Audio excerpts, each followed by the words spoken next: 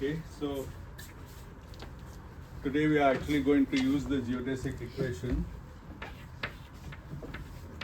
to calculate something.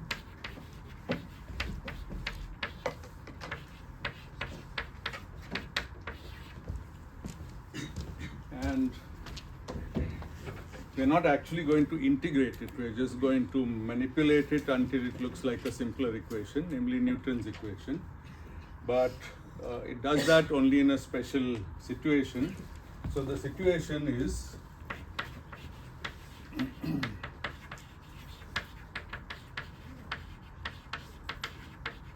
so in general relativity, a situation means a choice of space-time metric. Okay, and as I have told you, in the future we'll learn how to choose or which space-time metrics we are allowed to choose. But this time we'll just be quite general and hope for the best. And what we'll do is we'll write the Riemannian matrix, the Lorentzian metric of space-time, as the metric of Minkowski plus a small perturbation h.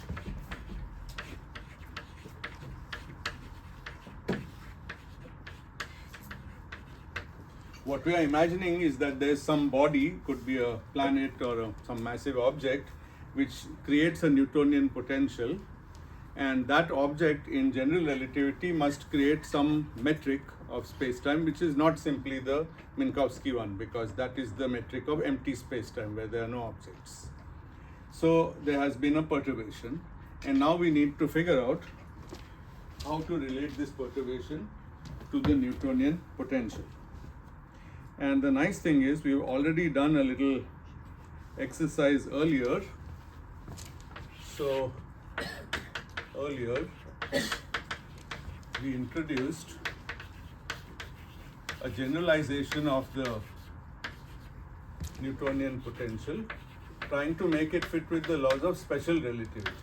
That quantity was called h bar mu nu, and it had the property that h bar 0 0 is equal to minus 4 Newtonian potential over c squared, and all other components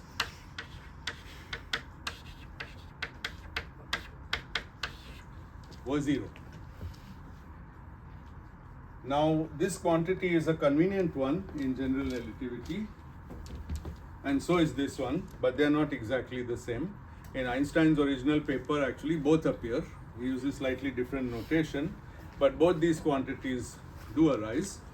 And if you look back in your notes, you will find that first we noticed that there should be an h bar mu nu such that h bar 0 0 is this with exactly this coefficient. And then we said we can recast whatever equation we are finding in terms of h, which is defined by saying that h is h bar minus half eta mu nu h bar. That's the correct equation, where this scalar quantity is just the trace taken with the Minkowski metric. So now you might be wondering why we are taking traces with respect to Minkowski metric, since the true metric of space-time is g mu nu and not eta. But I think you know the answer. We are working in linearized approximation. Okay, so we are going to work only with to things which are first order in this h. Okay.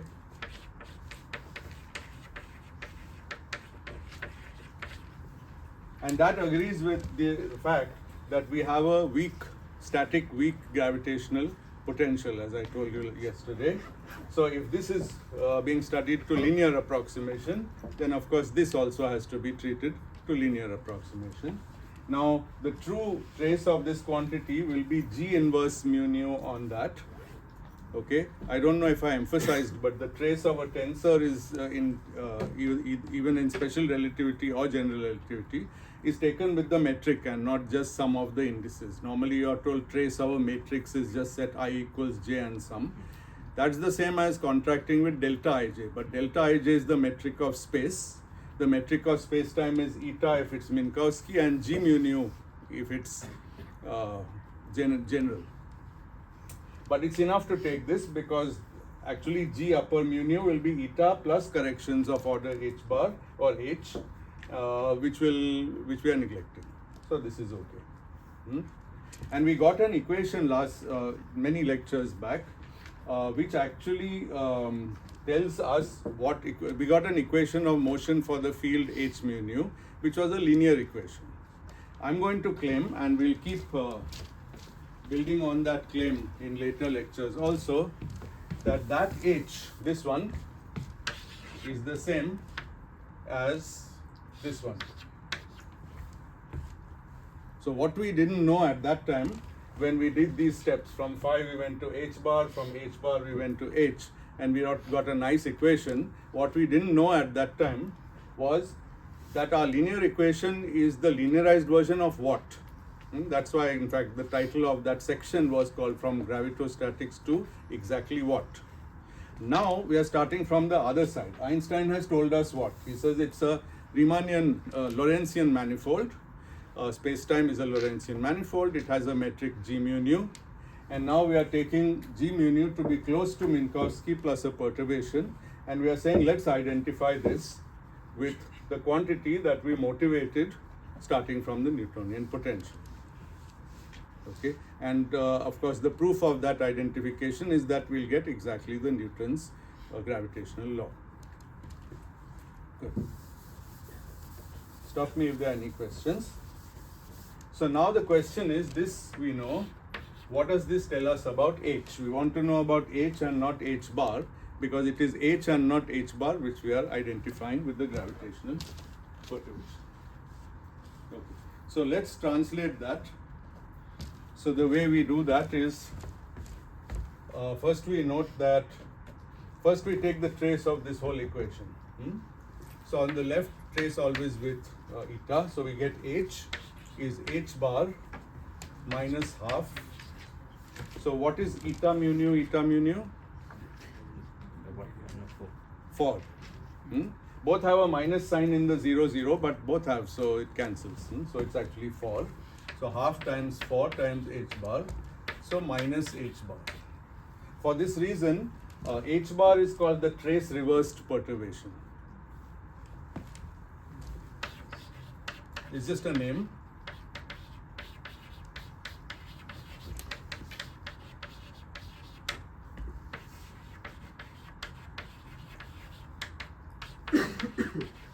While h is just called the perturbation.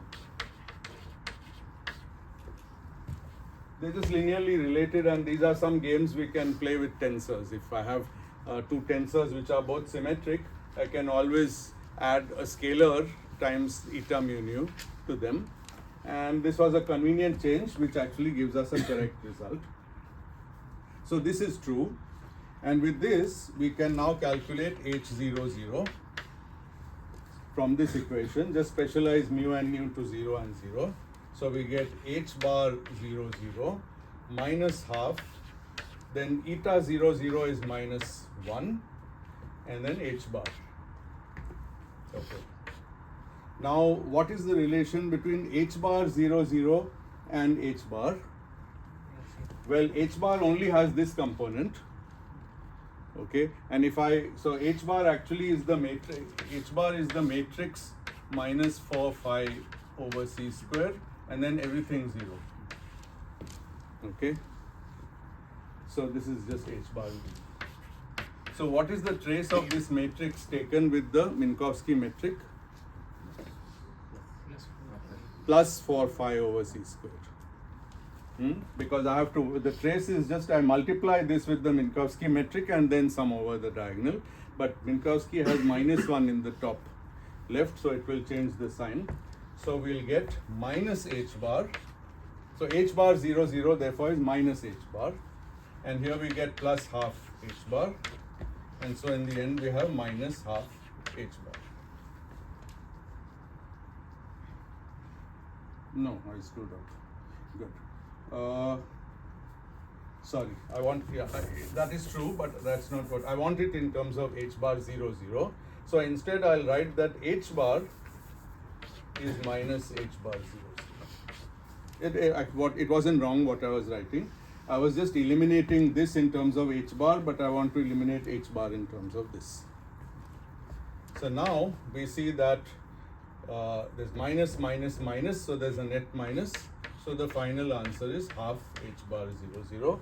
And now we can invoke that equation and we get minus 2 phi g by c squared. So we found the 0, 0 component of the perturbation. Okay, are all the steps clear? Can you explain how you got that 4h bar term? Yeah, because I took the trace of this equation. So eta mu nu h mu nu by definition is h.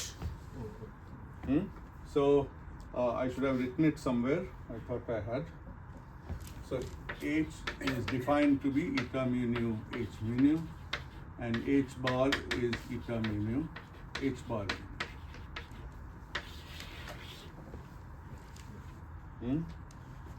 So I took the trace of this equation and I got this. The signs are quite annoying, took me a long time to get them right. But eventually all you have to do is use this equation for this particular matrix or tensor, and you find that h00 is minus 2 phi g by c squared. Okay. Now we need this equation still, because what about the remaining entries in H? We need the whole matrix H, just like we had the whole matrix here. So far we have found this entry. Okay. Now what about when mu and nu are I and j? Look at this equation. When this is I and j, this is also I and j. But what is h bar I and j? It's just 0. H bar is this matrix, it has nothing except that component. Okay, so that's 0, but eta ij is not 0. So I get minus half delta ij h bar. So now, yeah, so I find that hij is minus half delta ij h bar, and that is equal to, now again I'm always worried about signs. Good, yes, this is correct. And h bar is minus h bar 0, 0. So this is plus half delta ij h bar 0, 0. Then I use this equation always. And so I finally get minus 2 phi g by c squared delta ij. Delta I and j are not equal, so isn't it always be 0? Sorry, what do you mean by delta? I and j are not equal. Why are they not equal? For other elements of Good. H. So all this shows is that these elements are 0. Very good. But these ones are diagonal, so I and j are equal. Yeah. Okay. For diagonal elements, they are equal. So we simply get the same thing.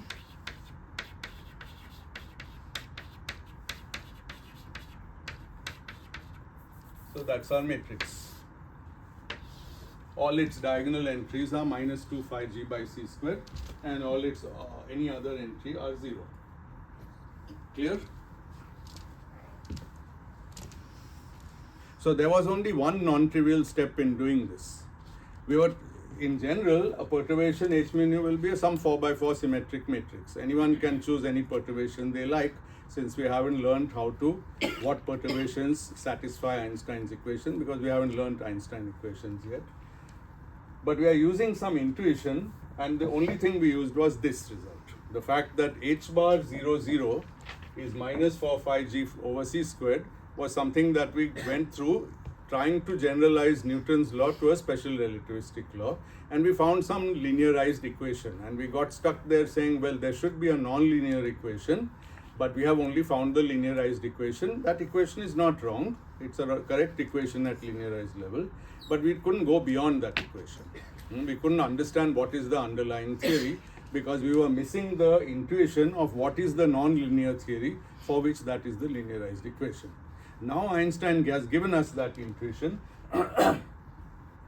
and so we can actually use this identification. Remember how we made this identification. We just we actually just defined h bar 0, 0 that way and got some nice equation, okay? But now we can use this to get h by this trace reverse formula, and h is the one which is the perturbation, and so I want to know h. And all I've done is to use the fact that h bar is like this to get h like this, okay? There's sort of a little bit of physics in this. H bar is a quantity that in a static Newtonian limit has only this and nothing else. That's why it was natural for us to discover it first. But H is a quantity which actually has the Newtonian potential in all its entries. It's just because of this relation. And it's a relation we earlier found just in order to simplify our equation. But now we see that it actually gives us a nice matrix, and the only guess we are making now is, well, this is going to be the perturbation. We're simply following the intuition of the previous time to say this is the perturbation. And with that perturbation, we can write down a perturbed metric very nicely, and it will be the first non-trivial metric of space-time that you are seeing probably in this course. So now remember, we have to add that to eta mu nu to get the metric. And that means we'll have -1 minus this thing, and here we will have 1 minus these things. Okay? Yes. Yes. I'm not understanding. We are claiming that this is the same as the perturbation we are doing. Yes. And what We are claiming that the perturbation is the same as the Yes. object we guessed, starting with the Newtonian potential. Yes. What will validate it? Like how?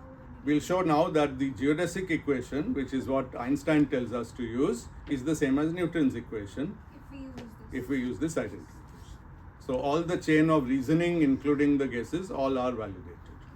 Of course, you don't need any of them. You could start with the geodesic equation, derive a equation for some quantity without going through all of these things for the linearized h, and then you can say, lo and behold, if h is taken this way, then it's Newton's equation. You could just pull h out of the blue like this. There's another way to do it, which is to exactly solve Einstein equation, and you get what is called the Schwarzschild metric. We'll do that in the second half of the course. If we take that metric and that's the general metric for a spherically symmetric vacuum, the space outside a spherically symmetric body. And if we take the weak limit and static limit for that, we again get this h. That I'll derive for you later in the course. So there are many reasons to think this is the correct h. Yes. So you just guessed H0i and Hi0. Yeah, I did actually. H bar 0 ion. But the point is that when we got h bar from the Newtonian potential, there was no need to have these quantities. So I'm guessing that in the Newtonian limit, these are 0. They're not always 0. Of course, h bar can be anything, h can also be anything. We are looking for the one which corresponds to a Newtonian situation, that is a static, weak gravitational field. So I'm guessing that in that situation, this is 0. Again, is something we'll show later in the course, starting with Einstein's equations, finding a solution, going to the weak field limit. Then we'll see that h naturally takes this form and this naturally takes this form. So these are two different distinct forms, but the information in both is the same, of course. Only phi g determines both of them. Good. So now we have -1 plus 2 phi g over c squared dt squared plus 1 minus 2 phi g by c squared dxi. That's our metric. This is actually, anyone who knows what is the Schwarzschild metric will realize that this is an approximation to it. We can even go further and write this metric when phi g is some Newtonian potential that we know. What is the potential at some distance from the center of a spherically symmetric body? It's minus gm by r, right?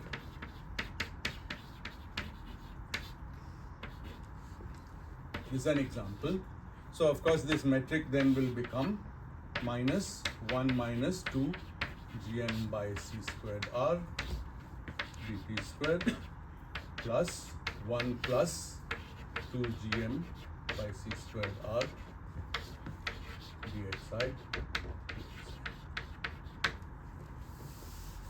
But we won't use this. This is just an example. The example should be illuminating for you because it says that when I'm outside of some spherically symmetric body with a mass m, this is the space-time metric approximately, if the mass m is sufficiently small. Yes? I think we should do c squared. C squared dt, of course, C squared dt, absolutely, thank you, and I keep forgetting that. I have put it correctly in the notes in most places, but you're absolutely right. You may be aware that in advanced gravity, people just use units where C is 1, but just like in advanced quantum mechanics, people use units where h bar is 1. People also use units where this g is 1. The problem is, it's very convenient to work with, but it obscures the physics, and if you're learning a subject, is not the right thing to do. It's the right thing to do only after you have learned the subject well. So we might someday set C equals 1, but I hope in this course I'll be able to struggle along without that. Good. Yeah, so my point was that this is the metric of a general static. You can see that it's static, right? Nothing depends on time. It only depends on r. R is nothing but square root of xi. That is what r is. So static, spherically symmetric,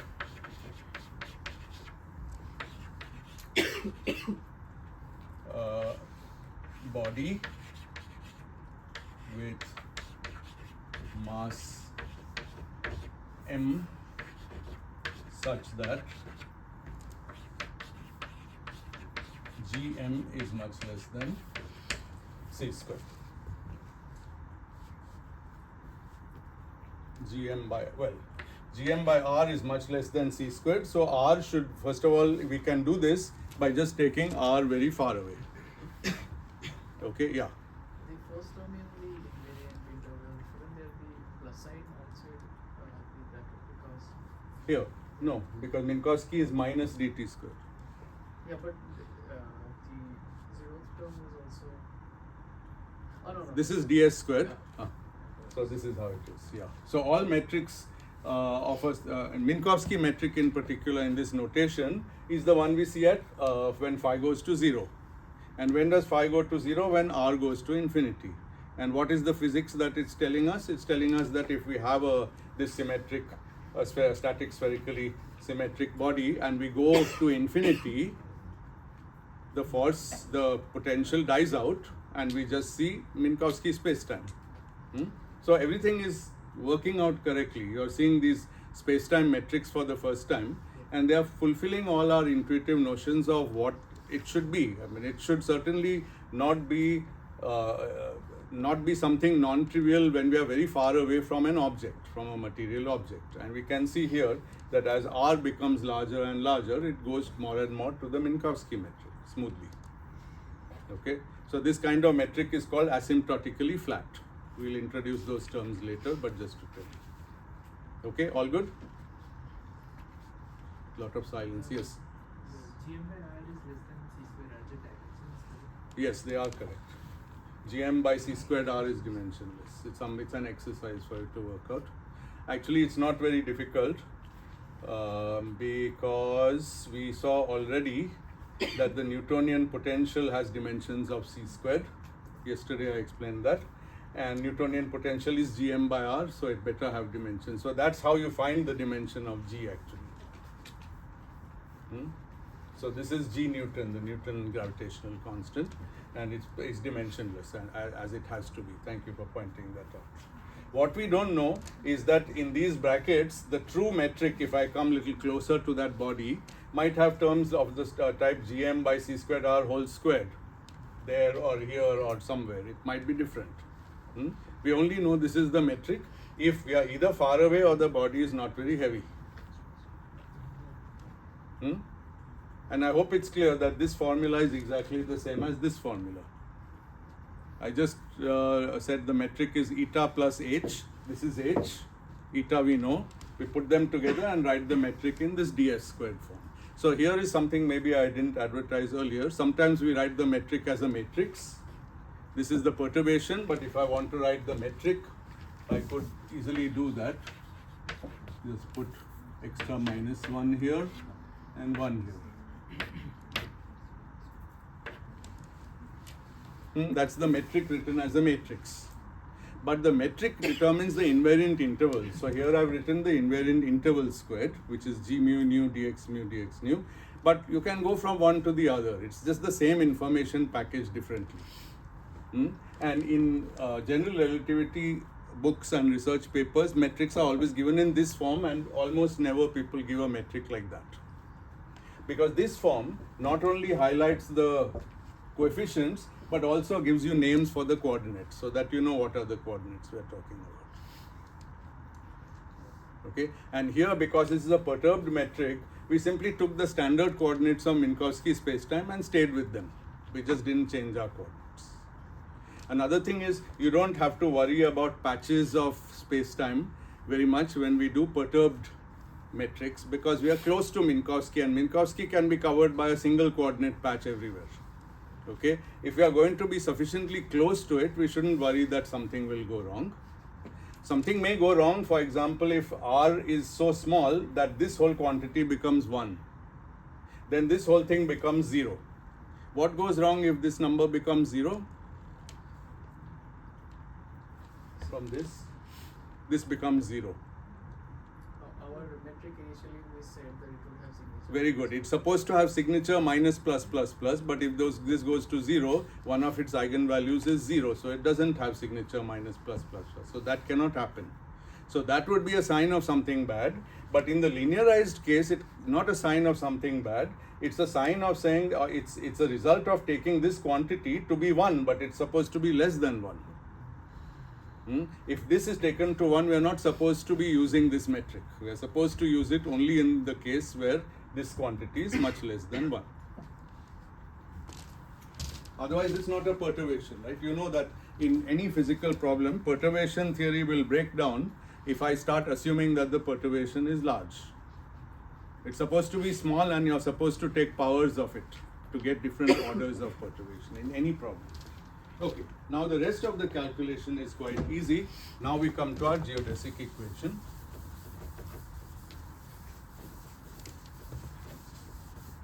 So this is the equation.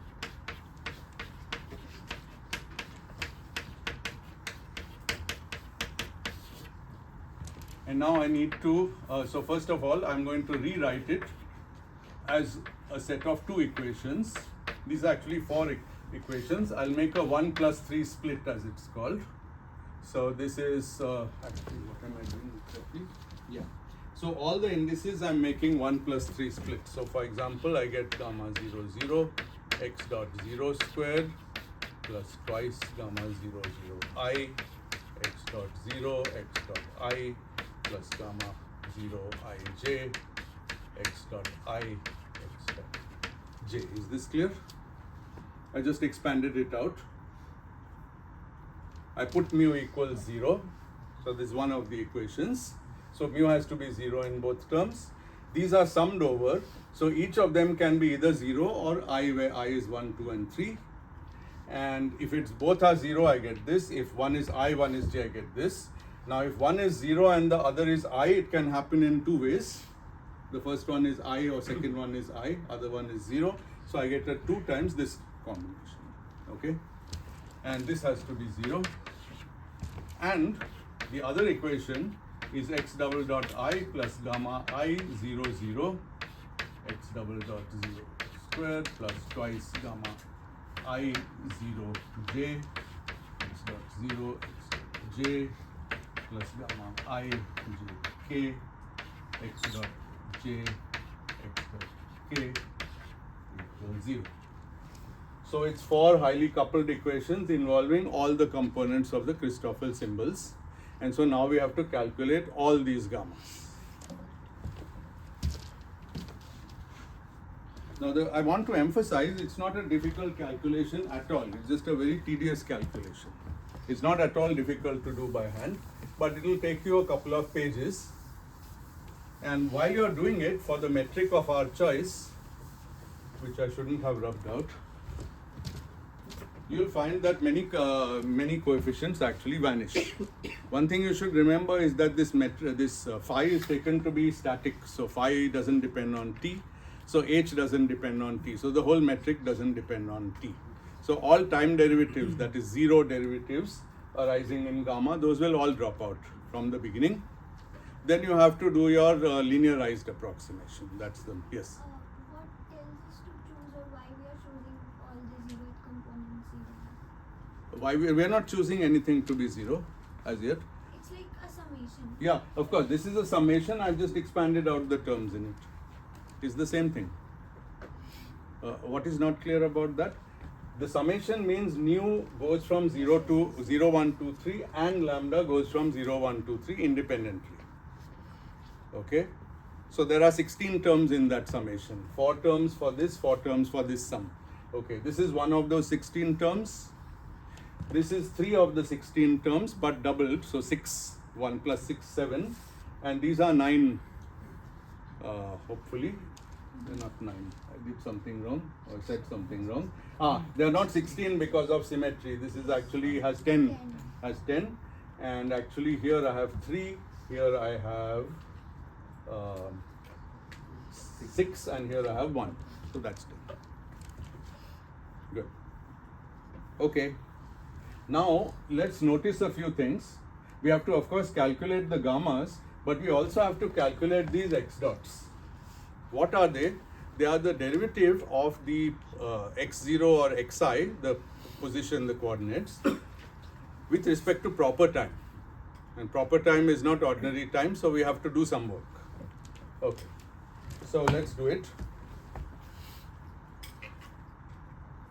So for this we need the metric again. So because we need d tau squared, and if you remember, d tau squared is just nothing but minus 1 by c squared times ds squared. That was the definition. Minus 1 by c squared ds squared. Ds squared I already wrote.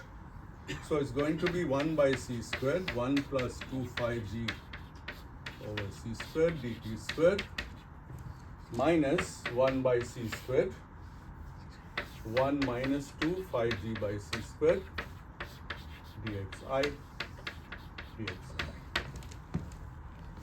So that's d tau squared. C square. C squared, sorry, where is the c squared? Here, yes. Good. Yeah, they will cancel. Yeah, actually, actually I don't want to call it t at all. I'll just call it dx0. x0 is ct. So we'll keep the names x0 and xi because those are the ones we want. Here we want x0 dot. So we'll just keep it as x0. Good.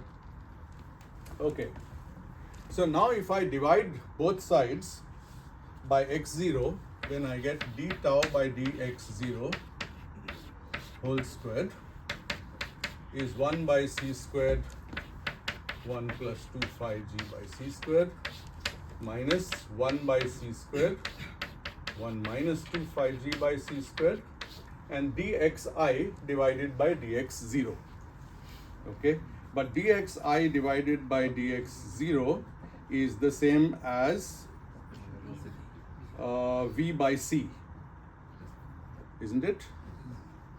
It's v by, yeah, because the velocity in that frame, in those coordinates is dxi by dt, and then there's a c. I might have messed up the c somewhere, but dx0 is c. dx0 cd. So it's say again. dx0 cd. Yes, yes. So dxi by dx0 would be like V by c. yes, Yeah. cd. Good. So v squared by c squared. Very good.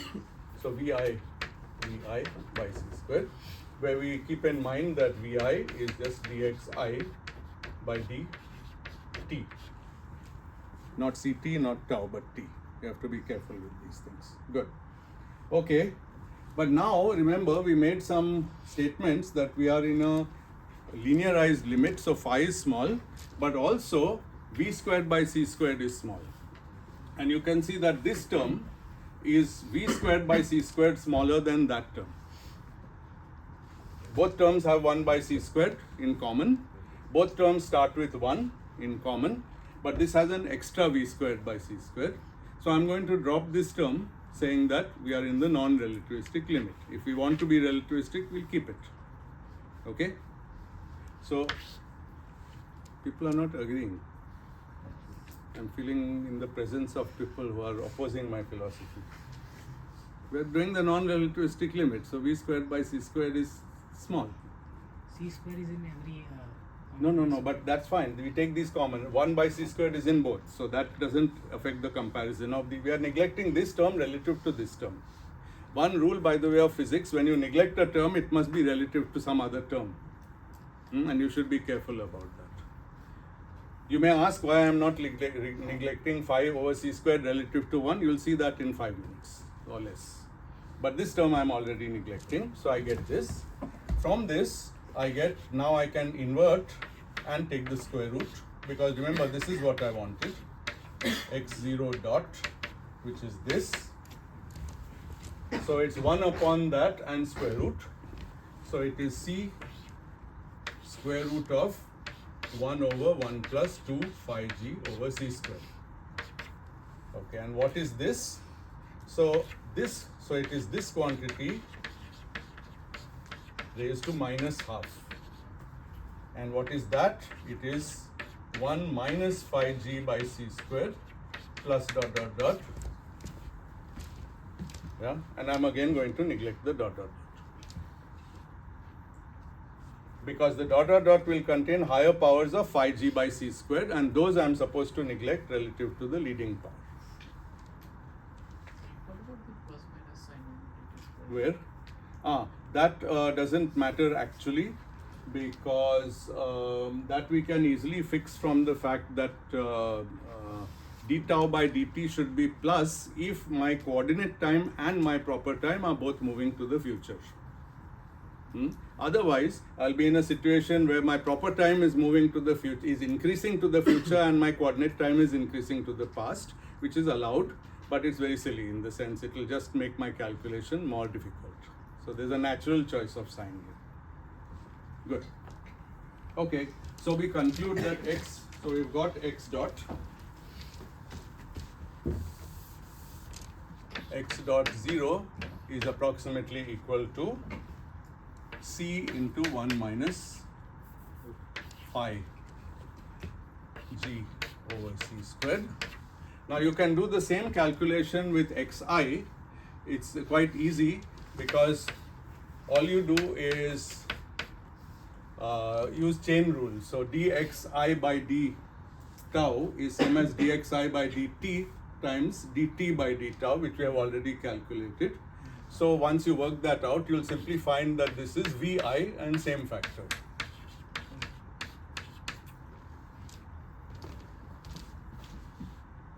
Okay. So we've got what we should put into this equation for x dot 0 and x dot I. Now what's the next step? Is the gammas. Gammas we really need.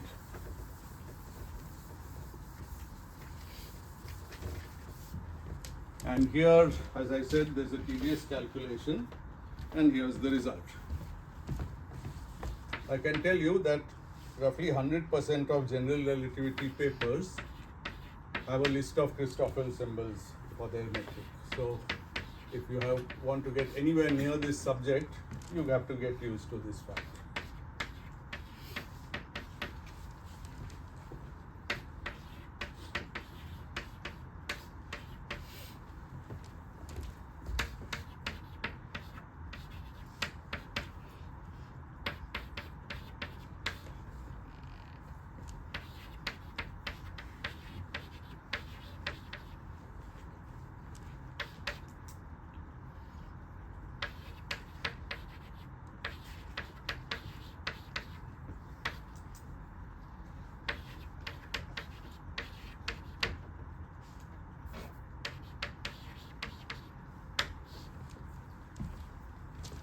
So these are the Christoffel symbols to linearized order in phi. Now you may ask, have I listed all of them? Obviously I haven't. There are many more that I haven't written. So what are they? Can we make a list? Gamma 0, 0, all zeros. Then gamma I 0 j,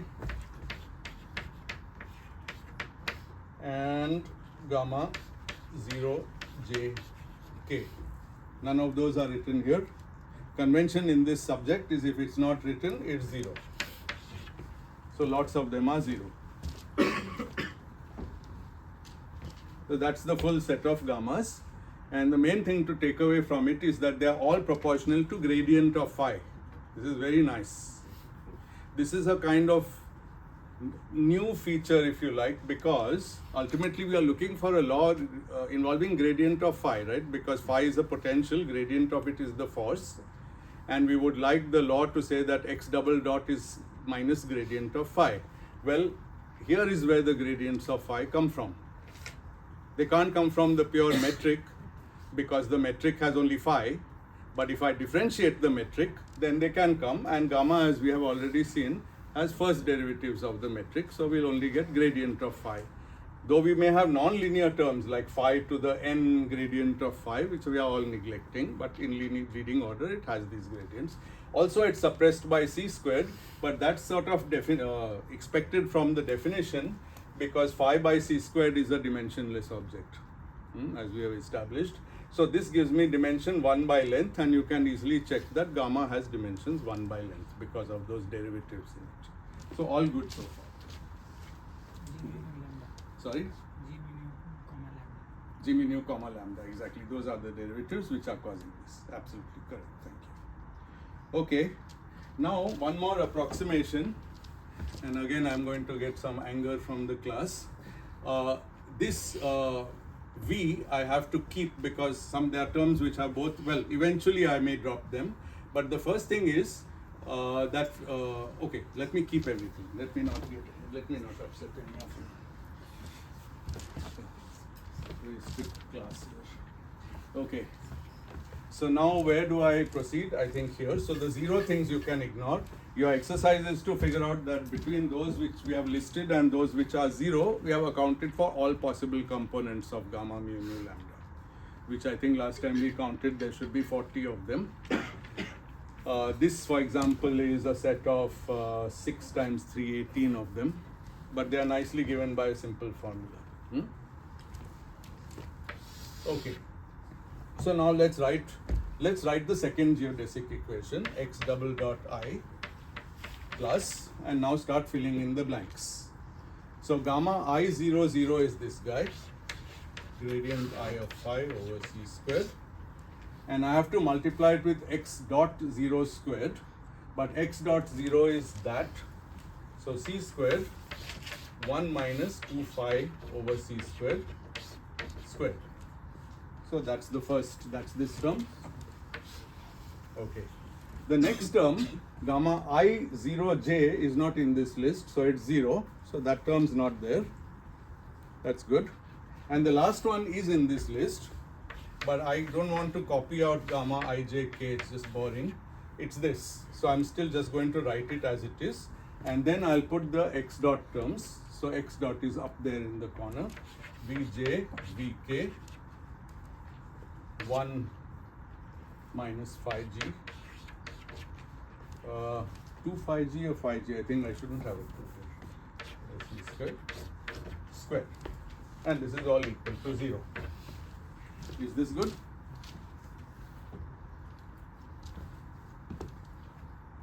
Everything is phi g, I sometimes forget to put the g. So this is the x double dot term of the geodesic equation. This is the Christoffel symbol times x dot 0, x dot 0. This is the Christoffel symbol times xi dot, and the cross term x dot 0, x dot I, that Christoffel symbol vanished, I think. No, it's there. Why did I say it vanished? I think I said something wrong. This one is we are calculating. Huh? This one. Yeah, we are calculating, sorry, thank you. We are calculating this, not that. So it's I0j, and that is actually 0. That's why I said it. Yes, so this is my equation. Okay, so now I can rub out these things.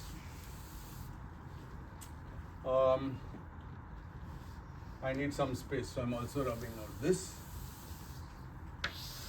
Okay, now we are actually done, but we have to be consistent with our approximation, which is v less than c and phi squared less than phi. So now we see that already the 1 from here times del phi is of order phi. Phi is a small quantity. So imagine phi g came with a parameter epsilon in front of it. Del phi comes with the same parameter epsilon. So I am neglecting terms in order epsilon squared, so that's gone. Okay. Secondly, over here, this is v squared, this is c squared, and I'm neglecting terms of order v squared compared to terms of order c squared. So this is gone. This is gone from non-relativistic, this is gone from weak field. Okay. This also is gone compared to 1 because this also is of order del phi, but it doesn't matter, the whole term goes. And now c squared cancels against c squared, and I get the equation x double dot I equals minus gradient of phi. And there it is. People are finally smiling. Wow, very difficult being up here. Anyway, I'm also happy I got through it. Now, two things we learn from this. So this is one of the early calculations I think Einstein did, but he might have not done it this way. Okay. Anyway, this is how I like to do it, and it's extremely clear what comes out at the end, but it's also extremely clear that this is only an approximate equation. Can't be the real equation of nature if g mu nu is a genuine metric, because at so many stages we neglected non-linear terms. Okay. But of course, this is sort of a linearized equation. If you think of phi g as a small quantity, then it's linearized in that. And as I told you yesterday, there were really no experimental tests before the 20th century which could have tested whether this equation fails for Newtonian potentials which are sufficiently large, which might make it fail. So now we learn, on the contrary, that there are so many terms, but we also learn a nice methodology. Supposing somebody says, find the first relativistic correction to Newton's equation, only relativistic. We still stick to phi being small. So wherever we dropped phi, we keep dropping phi. But we go back and pick up all the factors of v that we dropped, but only to some lowest order, which probably will be v squared by c squared. So then we'll get that this formula has an extra term proportional to v squared by c squared. It's an actual experimental prediction, and it can be tested, and I believe it has been tested. These are the kind of things which have been tested. Or somebody can say, forget relativity, particle is moving slowly, but you tell me the next order correction in powers of Newtonian potential, phi squared correction. Again, go back from the beginning. That's harder, by the way, because if h is a linearized perturbation, that's fine. It's proportional to phi, but g inverse, the inverse metric, is eta plus h whole inverse.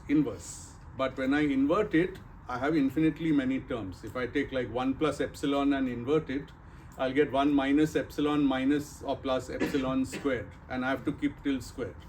So already at that stage, you'll get some extra phi squared terms, and then here we have dropped a bunch of phi squared terms. Pick them all up, collect them, and you'll get phi squared corrections to Newton's equation. So you get corrections, and that makes the theory extremely predictive. It agrees with the old equation, and it gives corrections to that equation, which is wonderful.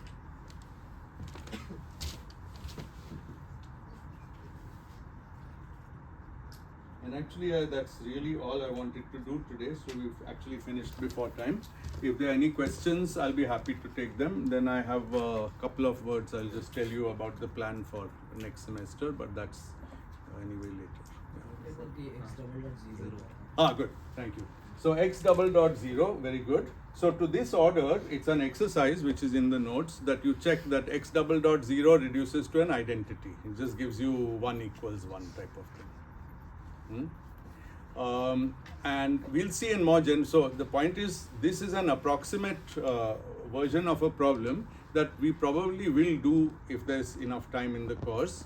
We'll do the exact version of it, which is the Schwarzschild metric of space-time, of spherically symmetric space-times. There we'll again have to solve the geodesic equation, and this phi won't be there at all. Now the g will be a metric, and it will be an exact solution of Einstein equation, and we just have to solve it. Okay, so that time we won't have some of the simplifications we have here, and we'll do a more complicated, whatever it is, we'll do it. Yes?